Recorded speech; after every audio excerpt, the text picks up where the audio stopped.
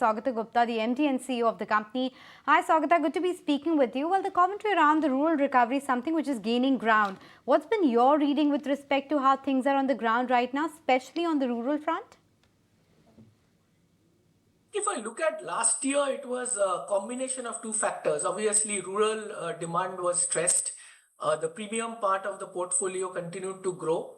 Having said that, I think we also saw a little bit of moderation in urban growth towards the second half of the year. What we now see is, I think we saw some uptick in rural growth, slight uptick in rural growth towards the end of the quarter. The second thing which also happened is, at least in our portfolio, there was a lot of deflation in pricing that happened, a combination of price drops we took on Parachute and Saffola, as well as significant shrinkflation that happened in the value-added hair oils portfolio. Now, this year, we have already started the quarter with a 6% increase in Parachute because of slight input cost increase in copra. The second thing that has happened is obviously the anniversarization of the shrinkflation, and the Saffola price drop will happen sometime towards the quarter 1 end. So therefore, you would not see any pricing negative effect. In fact, there would be some inflation and an improvement in mix. If you take into account all that, we see a visibility of double-digit revenue growth. Visibility of double-digit revenue growth, and no wonder your stock is flying in trade in a otherwise weak market. But let's move on. With only 75% of the portfolio is actually gaining market share versus 85 sequentially in the previous quarter. Which segments or brands have been on the softer side? As we indicated that more than around 75% of the portfolio have gained market share. The only place we have lost market share is in the bottom of pyramid segment in value-added hair oils, where there has been significant competitive intensity. Otherwise, most of the categories we have gained market share. What is also heartening is that we continue to, in our core brands and always, as well as food, Parachute and all, and also the premium part of value-added hair oils, we have continued to gain market share. 100% of our portfolio also gained penetration or sustained or gained penetration during the quarter. Okay, so while the penetration has improved, your market share has been lost in a few of these segments. But given the volume uptick that you're talking about and the fact that pricing is going to be inflationary and not deflationary, what's the guidance on the margin front for FY25 then? So I think obviously even last year, while we had volume pressure, we continue to invest behind A&P. I think A&P is at around 10%. We would like to keep it at that level. Secondly, I think as far as margin is concerned, we have had significant margin expansion last year. We definitely want to ensure that we grow margins in tandem with revenue. I don't think the absolute margin, the percentage margin will not, because we have been already peaked this year. So as long as the margin grows double digit in line with the revenue, we should be, I think, happy. Saugata, coming back to the question on market share, what exactly is the strategy to defend the at the bottom level, your market share? Do you have any plans how to go about it and take it back? As you know, we have a far bigger presence in the bottom of pyramid in value-added hair oils compared to the premium part where our market share is low. I think our endeavor is to defend at the bottom of pyramid, but win at the premium end. Obviously, there is significant competitive intensity. We are hoping that the competitive intensity will decrease. The second thing that has happened in the last 2 years because of inflation is that there has been some kind of a downgradation that happened.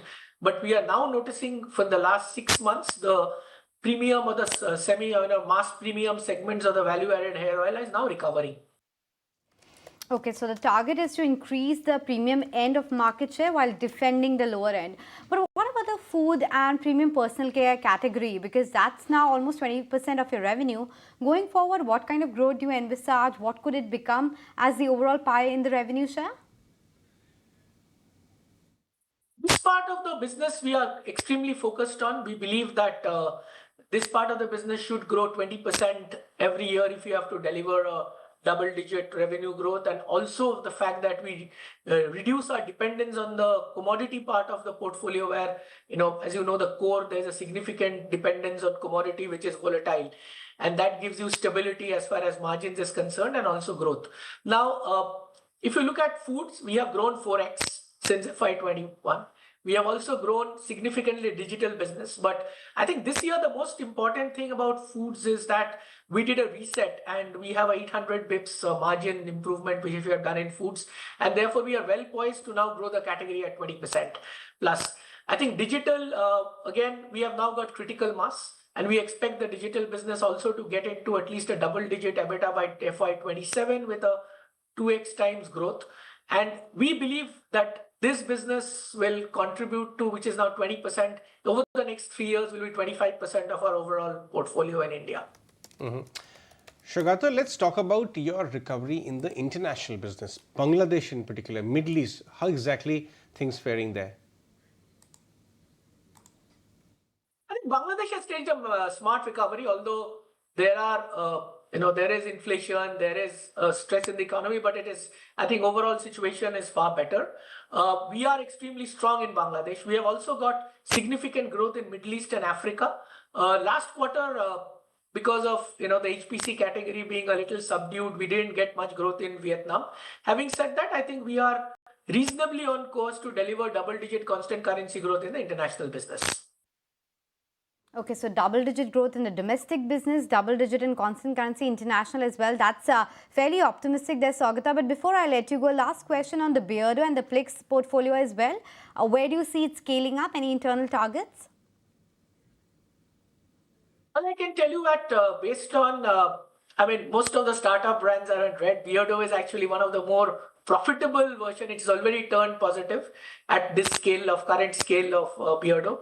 I think both Beardo and Plix currently and Just Herbs has also crossed 100 CR ARR as we exited this year. All these three are poised to scale up well. And as I said that we are also looking at not only scaling up, but a scale up which is sustainable and profitable, because at the end of the day, if digital business continues to contribute to significant part of overall portfolio, over the long term, it has to start delivering double-digit EBITDA. Okay, the commentary clearly liked by the street. That stock is high by 10% and it's taken along rest of the FMCG pack as well. Saugata, thanks so much for joining us today. If you like this video, then like, share and subscribe to ET Now.